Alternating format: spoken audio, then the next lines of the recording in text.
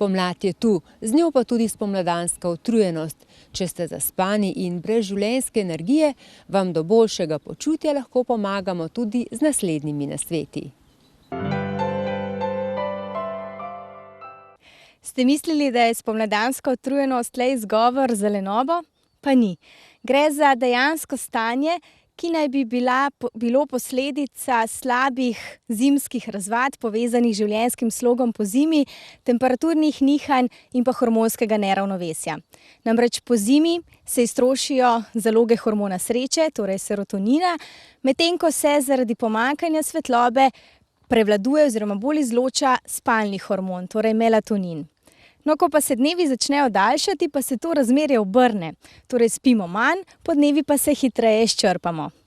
Zaradi toplejšega vremena se v našem telesu razširijo žile, s tem je povečan pretok krvi v organe in tudi pospešena presnova, za kar pa naše telo zopet porablja več energije, kar nas, dokler se ne privadimo, dodatno utrudi. No, spomladanska utrujenost pa ne doseže vsakega enako.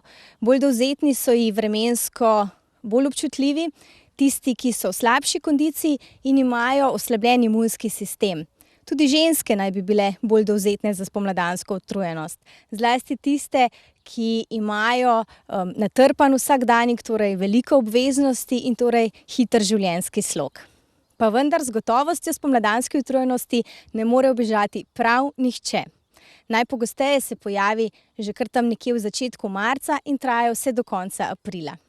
In kako spomladanski utrujenosti lahko ubežimo, torej kako si lahko pomagamo sami, da nas sploh ne bi doletela, povsem enostavno.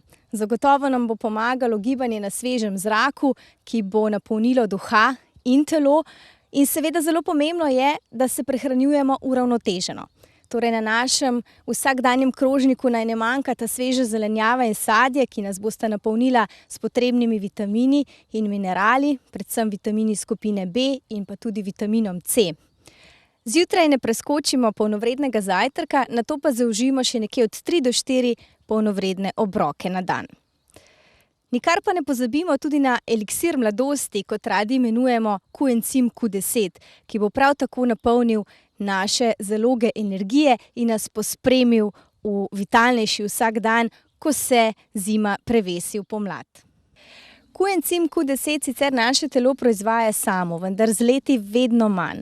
Zato ga moramo vnesti v telo, deloma ga lahko vnesemo s hrano, no, za priporočeno dnevno dozo koencima Q10 pa priporočamo izbiro ustreznega prehranskega dopolnila. Naše telo pa bo okrepil tudi med oziroma matični mleček. Torej ne pozabite tudi na dragocene čebelje pridelke. Torej spomladansko utrujenost boste uspešno pregnali z gibanjem na svežem zraku, uravnoteženo prehrano, prijetnimi, pozitivnimi misli, morda šopkom rumenih tulipanov in ste morda pomislili na novo pričesko? Zdaj je pravi čas. In spomladanska utrujenost bo skopnela kot zimski sneg.